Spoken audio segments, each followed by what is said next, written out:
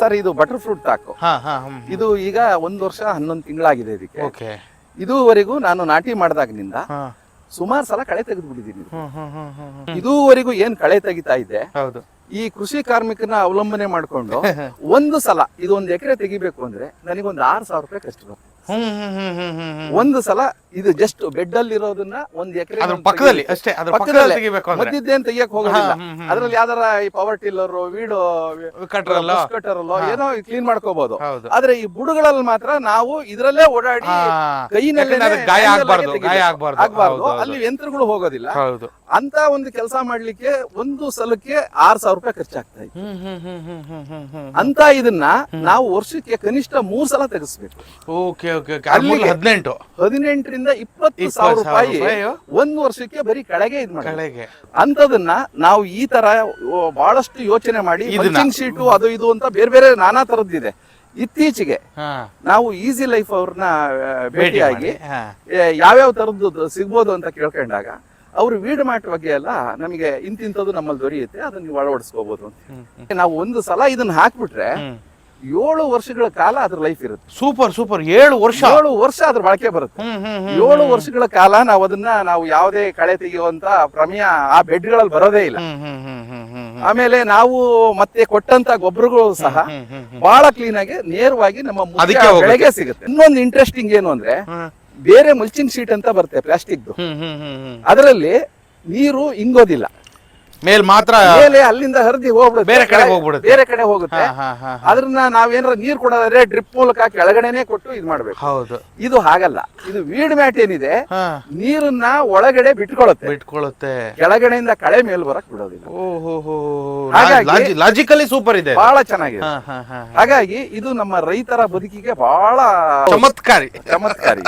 ಹಾಗಾಗಿ ಸಮಯಕ್ಕೆ ಸರಿಯಾಗಿ ಕಳೆ ತೆಗೆಯೋರು ಸಿಗದಲ್ಲೇ ಇದ್ದಾಗ ಅದರಲ್ಲಾಗೋ ನಮಗೆ ನಷ್ಟಗಳನ್ನ ಇದನ್ನೆಲ್ಲ ಹಾಕಿದಾಗ ನಮ್ಗೆ ಯಾವ ತರದ ನಷ್ಟ ಇರೋದಿಲ್ಲ. ಎಲ್ಲಾ ಕಾಲದಲ್ಲೂ ನೀಟಾಗಿರುತ್ತೆ. ಆಮೇಲೆ ಯಾವುದೇ ಒಂದು ನೀರು ಗೊಬ್ಬರ ಕೊಡ್ಲಿಕ್ಕೆ ನಾವು ಡ್ರಿಪ್ ಪೈಪ್ ಹಾಕಿದ್ರೆ ಬೇರೆದಕ್ಕೆ ಒಳಗಡೆ ಹಾಕ್ಬೇಕಾಗತ್ತೆ. ಇದನ್ನ ಈ ಒಂದು ವ್ಯವಸ್ಥೆನಲ್ಲಿ ಈ ಡ್ರಿಪ್ ಪೈಪ್ಗಳನ್ನ ನಾವೇನ್ ಸುತ್ತಿಟ್ಟಿದೀನಿ, ಈ ಡ್ರಿಪ್ ಪೈಪ್ಗಳನ್ನ ನಾವು ಮೇಲ್ಗಡೆನೆ ಹರಡ್ಕೊಂಡು ಹೋಗ್ತೀವಿ. ಅದ್ರ ಮೇಲೆ ಆಮೇಲೆ ಇದ್ರ ಮೇಂಟೆನೆನ್ಸ್ ಈಸಿ ಆಗುತ್ತೆ, ಇದು ನಮಗೆ ಯಾವುದೇ ತರ ತೊಂದರೆ ಆಗೋದಿಲ್ಲ. ಆಮೇಲೆ ನಾವ್ ಇನ್ನೂ ಈಸಿ ಮಾಡ್ಕೊಳ್ಲಿಕ್ಕೆ ನೆಕ್ಸ್ಟ್ ನೀರು ಕಳೆನ ಈ ಒಂದು ವ್ಯವಸ್ಥೆನಲ್ಲಿ ಸರಿ ಮಾಡ್ಕೊಂಡ್ವಿ, ನೀರನ್ನ ಪೈಪಿನ ಮೂಲಕ ಕೊಟ್ವಿ. ಆಮೇಲೆ ಇನ್ನೊಂದು ಗೊಬ್ಬರನು ಸಹ ನೀರಲ್ಲಿ ಕರಗೋ ಗೊಬ್ಬರನ ಇದ್ರಲ್ಲಿ ಕಳಿಸ್ಬಿಟ್ರೆ ನೀರು ಕಳೆ ಗೊಬ್ಬರ ಇವು 3 ನಿರ್ವಹಣೆ. ಹೆಂಗೆ ವೀಡ್ ಮ್ಯಾಟ್ ಬಳಸೋರು ಗೊಬ್ಬರ ಹೆಂಗ್ ಹಾಕ್ಬೇಕಾಗುತ್ತೆ? ಅದೇನ್ ಡ್ರಿಪ್ ಆಗುತ್ತೆ, ಡ್ರಿಪ್ಪಿಂಗ್ ಜೊತೆಲೆ ಅದಕ್ಕೆ ಯಾವ್ಯಾವ್ದು ಅದ್ರ ಬುಡಕೆ ಸಿಗ್ತದೆ. ಬುಡಕೆ ಅಂದ್ರೆ ನಾವು ಇದನ್ನ ಇದು ಪ್ರತಿ 30-40 ಸೆಂಟಿಮೀಟರ್ಗೆ ಒಂದೊಂದು ಡ್ರಿಪ್ಪರ್ ಇದೆ. ಆ ಇದ್ರಲ್ಲಿ 40 ಸೆಂಟಿಮೀಟರ್ಗೂ ನೀರ್ ಬೀಳ್ತಾ ಹೋಗುತ್ತೆ.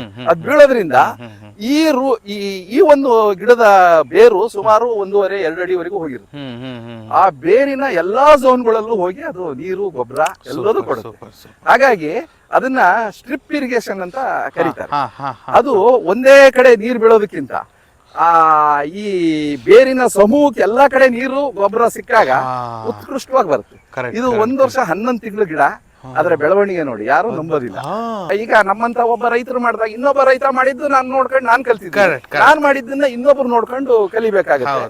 ಅಂತದ್ದು ಒಂದೇ ಜಾಗದಲ್ಲಿ ಎಲ್ಲದೂ ಈ ಕೃಷಿಗೆ ಉಪಕಾರ ಆಗುವಂತ ಮತ್ತೆ ಸಮಯ ಜನ ಇವನ್ನೆಲ್ಲ ಉಳಿಸುವಂತ ಉಪಕರಣಗಳು ಸಿಗೋದು ಅಂದ್ರೆ ಈಸಿ ಲೈಫ್. ಅದ್ಭುತವಾಗಿ ಹೇಳಿದ್ರೆ ನಾವು ಅಂತದ್ದು ಬೇರೆ ಬೇರೆ ಬೇಕಾದಷ್ಟು ಇರ್ಬೋದು, ಆದ್ರೆ ನಾನು ಅನುಭವಿಸಿದ್ದು ಈಸಿ ಲೈಫ್ ಅಲ್ಲಿ ನಾವು ಬಹಳ ಈಸಿಯಾಗಿ ಎಲ್ಲದನ್ನು ನಾವು ಬಹಳ ಸುಲಲಿತವಾಗಿ ನಮಗೆ ಎಟಕೋ ದರದಲ್ಲಿ ಪಡೆದು ನಾವು ಕೃಷಿಗೆ ಉಪಯೋಗಿಸ್ಕೋಬೇಕು ಅನ್ನೋದು ನನ್ನ ಅನುಭವದಲ್ಲಿ ಬಂದಿರೋದು.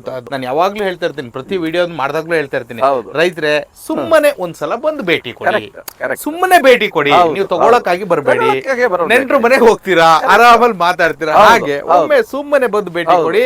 ನಿಮಗೆ ಅನ್ಸಿದ್ದನ್ನ ಅನ್ಸಿದ ರೇಟ್ ಕೊಡಬಹುದು ಅನ್ಸಿದಾಗ ನೀವು ತಗೋಬಹುದು. ಆಮೇಲೆ ಅಲ್ಲಿ ಬಂದು ನೋಡಿದಾಗ ಅವ್ರಿಗೆ ಅದ್ಭುತ ಅದ್ಭುತ ಒಂದು ಲೋಕನೇ ಕಂಡಂಗಾಗುತ್ತೆ. ಯಾಕೆಂದ್ರೆ ಇಂತಿಂತದೆಲ್ಲ ನಾವು ಅಳವಡಿಸ್ಕೊಂಡ್ರೆ ನಮ್ಗೆ ಎಷ್ಟು ಈಸಿ ಆಗುತ್ತೆ ನಮ್ಮ ಕೃಷಿಗೆ ಅನ್ನೋದು ಅವಾಗ ಗೊತ್ತಾಗುತ್ತೆ. ನಮ್ಮ ಕೃಷಿ ಬದುಕನ್ನು ಎಷ್ಟು ಈಸಿ ಮಾಡ್ಕೋಬಹುದು ಅನ್ನೋದು ಸಾಕಷ್ಟು ಇದಾವೆ ಅದರಲ್ಲಿ. ಆ ಪ್ರಾಡಕ್ಟ್ಗಳು ಸಿಕ್ಕಾಬಟ್ಟೆ ಇದಾವೆ. ಯಾರಿಗೆ ಯಾವ್ದು ಬೇಕು ಅದನ್ನ ಅಳವಡಿಸ್ಕೋಬಹುದು. ಖಂಡಿತ ನನಗೆ ಯಾವ್ಯಾವಾಗ ಏನ್ ಬೇಕಾಗುತ್ತೆ ಅದನ್ನ ತಗೊಳ್ತಾ ಇದ್ದೀನಿ. ಸರ್ ನಾಗರಾಜ್ ಸರ್ ತುಂಬಾ ಧನ್ಯವಾದಗಳು. ನೀವು ಈಸಿ ಲೈಫ್ ಅನ್ನ ಬಳಸ್ಕೊಂಡು ನೀವು ಕಂಡುಕೊಂಡಂತ ಕೃಷಿ ಬದುಕಿನ ಈಸಿ ಮೆಥಡ್ ಗಳನ್ನ ನಮಗೆ ತಿಳಿಸ್ಕೊಟ್ಟಿದ್ದೀರಾ. ತುಂಬಾ ಥ್ಯಾಂಕ್ ಯು. ಈ ಮೂಲಕ ಮತ್ತಷ್ಟು ರೈತರುಗಳಿಗೆ ನಾವು ಕೂಡ ನಮ್ಮ ನೆಚ್ಚಿನ ರೈತರ ಮಿತ್ರರಿಗೆ ನಾವು ಕೂಡ ಈಸಿ ಬದುಕನ್ನ ತೋರ್ಪಡಿಸುವಂತ ಕಾರ್ಯ ಇದು. ಇಷ್ಟೊತ್ತು ಈ ವಿಡಿಯೋನ ನೋಡಿದ್ಕೆ ನಿಮ್ಗೆ ತುಂಬ ಹೃದಯದ ಧನ್ಯವಾದಗಳನ್ನು ಹೇಳ್ತೀನಿ. ಈ ಬಗ್ಗೆ ನಮ್ಮ ಈಸಿ ಲೈಫ್ ನ ಗ್ರಾಹಕರಾಗಿ ಒಂದಷ್ಟು ವಿಚಾರಗಳನ್ನ ನಿಮಗೆ ಮುಟ್ಟಿಸಿದಂತ ನಾಗರಾಜ್ ಸರಿಗೂ ಥ್ಯಾಂಕ್ಸ್ ಹೇಳ್ತೀನಿ. Thank you sir. ಮುಂದೆ ಮತ್ತೊಂದು ವಿಡಿಯೋವನ್ನ ತೋರಿಸ್ತೀನಿ. ಅಲ್ಲಿವರೆಗೂ ಈ ವಿಡಿಯೋವನ್ನ ನಿಮ್ಮ ನೆಚ್ಚಿನ ಕೃಷಿಕರಿಗೆ, ಅಕ್ಕಪಕ್ಕದವರಿಗೆ, ಸ್ನೇಹಿತರಿಗೆ, ಈ ಬಗ್ಗೆ ಆಸಕ್ತಿ ಉಳ್ಳಂತ ಎಲ್ಲಾ ವ್ಯಕ್ತಿಗಳಿಗೂ ತಿಳಿಸಿ ಅಂತ ಕೇಳ್ಕೊಳ್ತೀನಿ. ದಯಮಾಡಿ ನಮ್ಮ ಚಾನಲ್ನ ತಪ್ಪದೆ ಸಬ್ಸ್ಕ್ರೈಬ್ ಮಾಡಿ. ನಮಸ್ಕಾರ.